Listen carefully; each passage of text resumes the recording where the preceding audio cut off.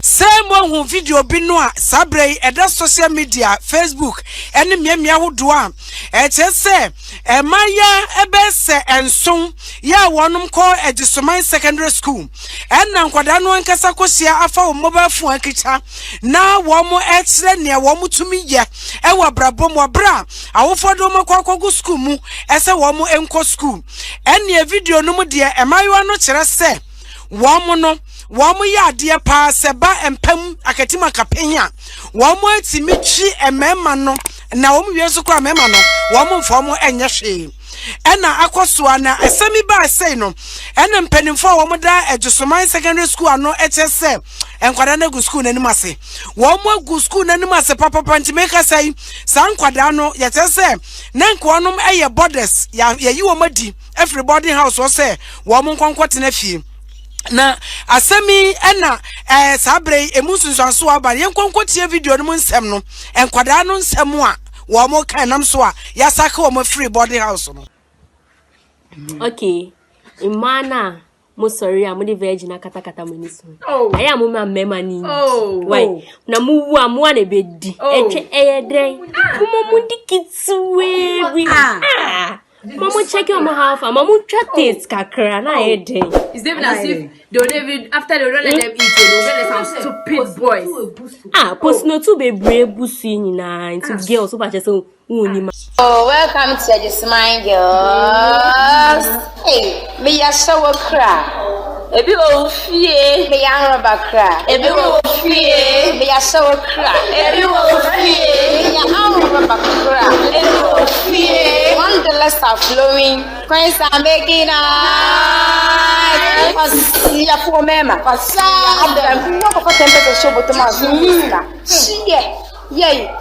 the wasn't the one like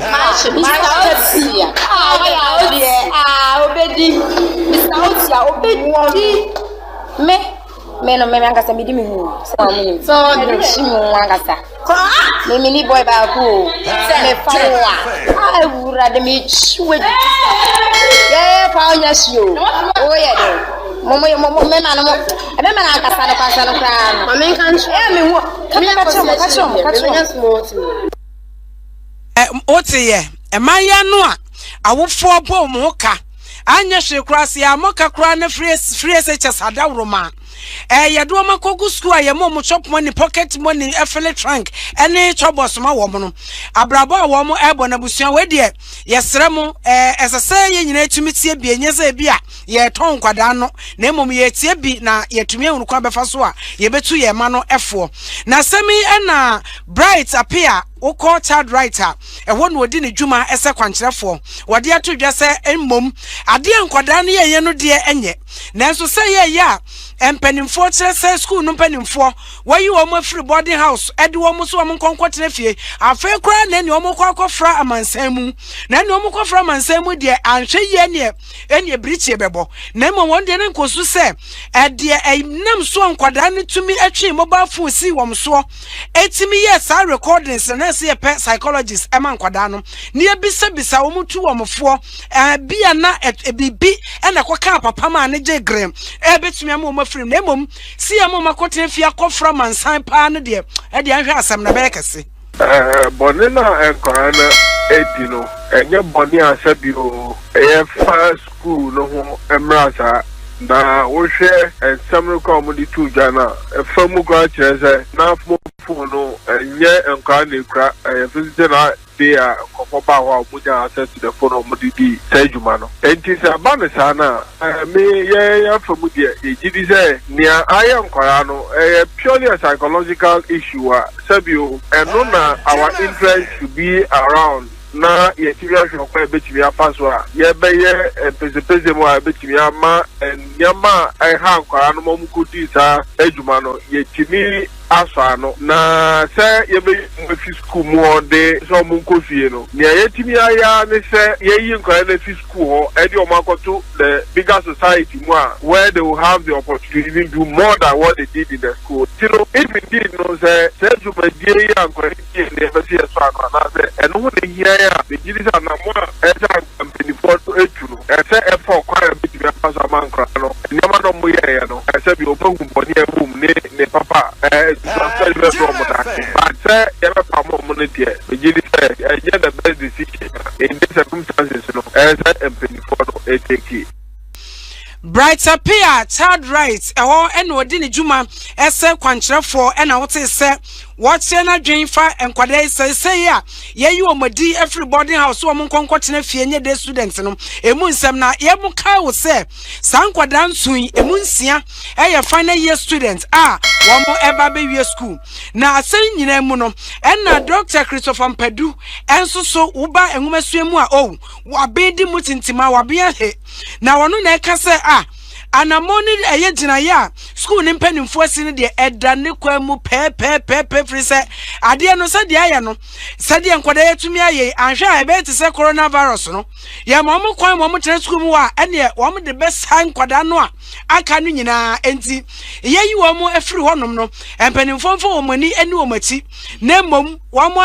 ye pepia wo ma no wo konko wiom school enkonko tena ba bia mo ekọ no mo kobo mo abrabo a wo mo epese wo mo bo free se Sasu ne ba we pa na wo mo di be free school makwa kwotena fie dia ene na Ghana wasembo ne po boarding house dia agent ye papa discipline papa e posting e obedi di tani di papa kasa papa dress tani e obey what the boarding house mounted here I feel fine to the wider society e ma wo ka ampata akolai ya titino enti boarding house no ya mfa anye boarding house e dwama mo I said to mo from ye mapa e be kire won ho e be da ho deja aka say me ma e be fayen e ma mo ho kwan a me ma enfa mo e ti o ba die ye we say be ma be fa wo I mean touch me adi ye no I don't think say because Ghana and Kasan we see you're the wo for the mama you are the tia and none of the jamu at mama now Ghana ya mamreni amani ye no enche we better have of a pony ma bo frano na me ye na bo frano ni suban ebeye or say and to me you me support fully say mo frano I show clear say we will fit for a boarding house as on coffee na I will for any bond. Dr. Christopher Mpadu eye Pentecost University eho ena wochra de ena what is worker sase what is papa na koma ba papa vise ensem na wo keka no na koma ba na enkwada de mo ko school de abrabo pa tim so dom tim kasem no chi anodin Facebook live ene wo kwa abubu ya samo anodin okay imana mo sorry am the virgin akata maniso aya mo ma mema ni why na mo wu amu na bedi etwe eyedren mo dikitwe wi Mama check your half, Mama taste kakra na eden. It's even as if they'll never after they don't let them eat, they'll get some stupid boys. Post no to be brave busi nyina into girls so much so unima. I am mama mema ni. Why? Na mu wu amu na bedi. Etwe eyedren. Mama dikitwe wi. Mama check your half, Mama taste kakra na eden. It's even as if they'll never after they don't let them eat, they'll get some stupid boys. Post no to be brave busi nyina into girls so much so unima. Na unim say enye nkwada we ai na no ba ko bi nso ba omo so dia fe na ba omo dia no kwa de mu odu che we wo mo dia no de na medical hwe be we de wie ya na menya kwan ahwe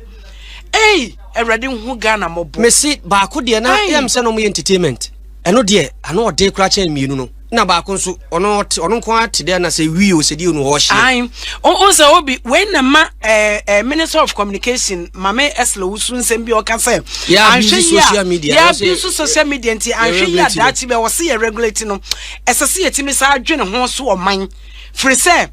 social media adwuma ya broni de ba se emeboa yem kankwada wo de sua de ebi apadwuma papa no anya bi ebi apese o ye research bi asese akọ Google sese akakaka no anya hwe kwan ya de fa so Ghana ya mamre ya sebe empema katima kapenya gron ye tena afidie so kwa hwese de sika no enti se wadwene mu mie nkwa akira wo hunu se enem ho asem na ye ka no na da no wo hene mu a ono so wo hene mu a papa pani wo hene mu ono so sebe social media ya de be ye no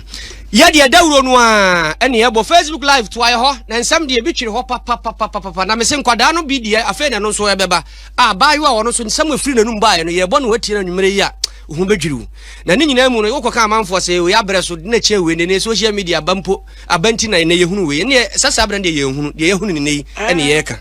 na yakoya ni mu a ye de ani kire adwe so ho na na asukufo nkwada ya pam wo no kro bi hye wo ye frodo na so na abeto dwa se obata ba ko ne ma nkwada mienu eja tia so edan wo modamu mu amasame kase wahedwere be Sarah Okran wono ne ma ne nkwada ya kese enipa a wono ohawo omakomu be se dunum wo nyina eja aka wono na wo kire mu ekuta wono be se donhwiri mienu ansa na dum ja adwumakuo no ye pa beduru ho a kese obeduru yakwa na kese o ma be hye no ahye awie na obi ana ejai eti so odan ni mu no ogina ho ene wo bo mu kire no sei ene okan e isia so no life ni ko team ne ba ha so wuya ni se jebi up fila nti e ba sa no pe ko le japo fi na ma be no so a ono ne se jani timi so nkwala ni mu a se fienti menyi nkwala no na na do no so alo ko je mo brand so no mo tima abu do na ni ena bi dem so ni se hybrid na se do na so bri ye shi serious na no na nkwala no wo yi sa dan mi tima ka se bia be fa na fa ikura be odansinia ejai eto odan mu no ogina ho na wote na mane bo na nyina mu no